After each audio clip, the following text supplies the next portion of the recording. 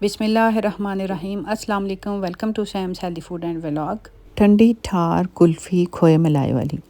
बचपन में ये आवाज़ बड़ी फ़ैसिनेट करती थी। गर्मियों की छुट्टियों में जब कभी हम छुट्टियों में नाना अबू की तरफ जाते तो ये कुल्फ़ी खाना हमारे लिए मस्ट होता था। इस कुल्फ़ी का अपना टेस्ट था, अपना जायका था। इंग्रेडिएंट में शामिल है हमारे पास बादाम, कुछ हमें चाहिए पिस्ता, उसके साथ हमें चाहिए 1 कप शुगर और साथ ही हमें चाहिए 1 पैकेट सुपर बिस्किट का और साथ हमें चाहिए 7 से 8 सब्ज़ इलायची। इसके बाद हमें चाहिए होगा कस्टर्ड में आप कॉर्नफ्लोर भी इस्तेमाल कर सकते हैं, लेकिन मैं इसमें डालूँगी 3 चम्मच कस्टर्ड के। सबसे पहले हमने बादाम, इलायची और पिस्ता को डाल के साथ ही हम हाफ़ कप शुगर डाल के इसको अच्छी तरह से मिक्सी जार में डाल के मिक्स करके इसका बना लेंगे जी पाउडर। ये देखिए कितना फ़ाइन सा पाउडर बन गया। अब इस पाउडर में हम मज़ीद ऐड करेंगे 3 चम्मच कस्टर्ड पाउडर के, खाने के 3 चम्मच कस्टर्ड पाउडर के। एक देचकी लेंगे और जो बाकी की हमारी शुगर बची थी उसे हम डालेंगे जी देचकी में। जो हमारा मेन कह लेंगे कुल्फ़ी का पॉइंट है वो ये है। इस शुगर को हम करेंगे कैरमेलाइज़। तकरीबन आपने 5 से 7 मिनट में ये कैरमेलाइज़ होगी, लेकिन आपने इस बिल्कुल स्लो आंच पे करना है। तेज़ आंच पे करेंगे तो ये जल जाएगी और इसका रंग काला हो जाएगा। इसके बाद हमने इसमें ऑलपर का 1 लीटर दूध हमने ऐड किया था। आप इसमें फ्रेश जो घर का मिल्क होता है वो भी इस्तेमाल कर सकते हैं। परेशान आपने नहीं होना कि ये कैरमल को क्या हो गई, या आहिस्ता-आहिस्ता इसमें घुल जाएगा और बिल्कुल दूध के रंग को चेंज करके ये लाइट सा गोल्डन आपको कर देगा। 10 से 15 मिनट आपने इसको दूध को अच्छी तरह पकाना है। जैसे ये इस बॉइलिंग पॉइंट पे पहुंचने लगे तो आपने साथ ही आपने मिल्क पैक क्रीम का 1 या ऑलपर का जो भी आपको इजीली अवेल हो वो आप इसमें डाल सकते हैं। आप इसमें घर की क्रीम जो आप दूध से मलाई उतारते हैं वो भी इसमें डाल सकते हैं। इसको हम थोड़ा सा मज़ीद 1 से 2 मिनट पकाएंगे। उसके बाद हमने जो पिस्ता, चीनी, बादाम और इलायची को पीस के हमने जो पाउडर बनाया था इसमें हम मज़ीद 3 चम्मच कस्टर्ड पाउडर के मिक्स करेंगे और पानी की मदद से इसको घोल लेंगे। घोलने के बाद जो दूध हमने पकने के लिए रखा था इस मिक्सचर को हम उस दूध में डाल देंगे। पकते हुए तकरीबन 10 मिनट हो चुके हैं और इसके ऊपर मलाई आना शुरू हो गई है। ये लाइट देखिए हल्का फुल्का, ये बहुत मज़े की इसमें फुटकियाँ दूध की रबड़ी लाइक बनना शुरू हो गई। ये बहुत मज़ा देती हैं। घोल को हम इसमें जो बनाया था डालेंगे और आहिस्ता हाथ से चम्मच चलाते हुए हम इसको मिक्स करेंगे ताकि इसमें गुठलियाँ ना बने। 1 से 2 मिनट पकाने के बाद अब देखें ये गाढ़ा होना शुरू हो गया। अब इस पॉइंट पे हम इसमें डालेंगे जी 1 सुपर बिस्किट का पैकेट। ना ब्रेड डालनी है आपने, ना इसमें आपने कंडेंस मिल्क डालना है, ना इसमें आपने खोया डालना है। जस्ट आपने इसमें डाला 1 पैकेट क्रीम का और 1 सुपर बिस्किट का आपने पैकेट डाला है।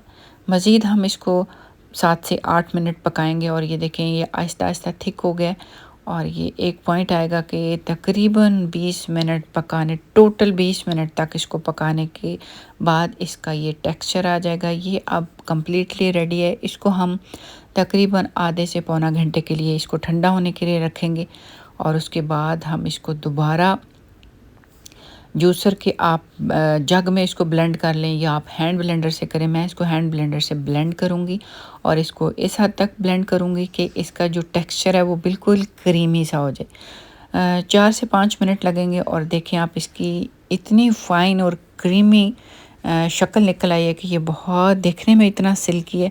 इस पॉइंट पे मैंने इसे टेस्ट किया था, मुझे बहुत मज़ा आया था इसका।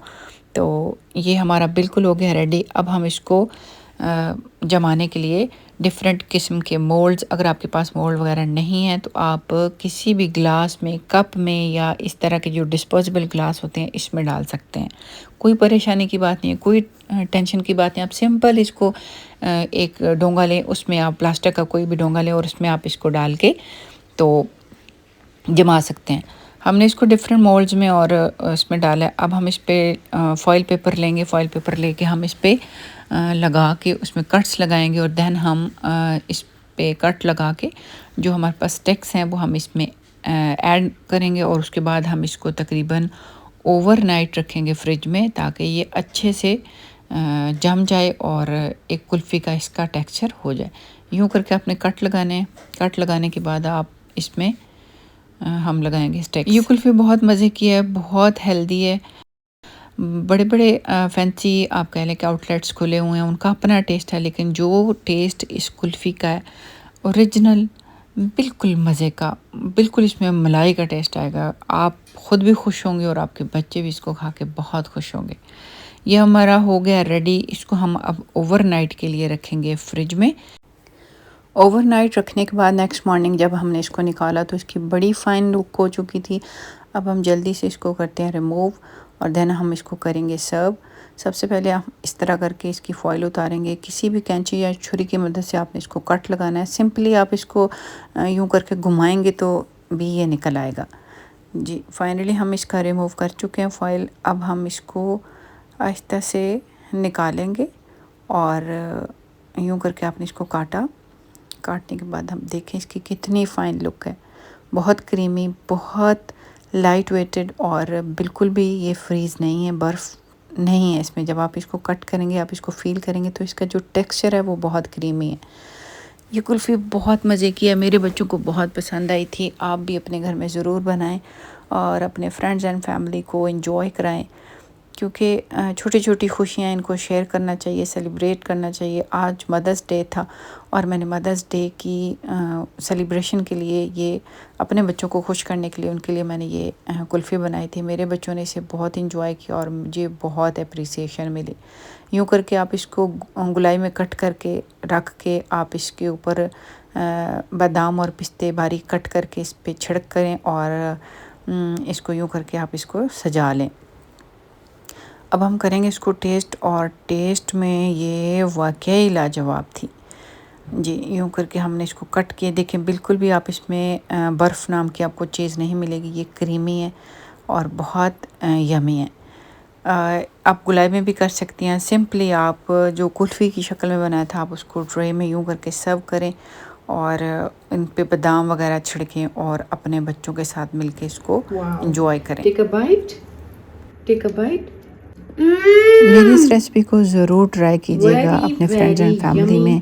और अगर आपको मेरी रेसिपी अच्छी लगे तो इसमें कमेंट ज़रूर कीजिएगा, लाइक कीजिएगा और शेयर कीजिएगा अपने फ्रेंड्स एंड फैमिली में। मुझे दीजिए इजाज़त, इंशाल्लाह फिर मिलेंगे एक नई रेसिपी के साथ। अल्लाह हाफ़िज़।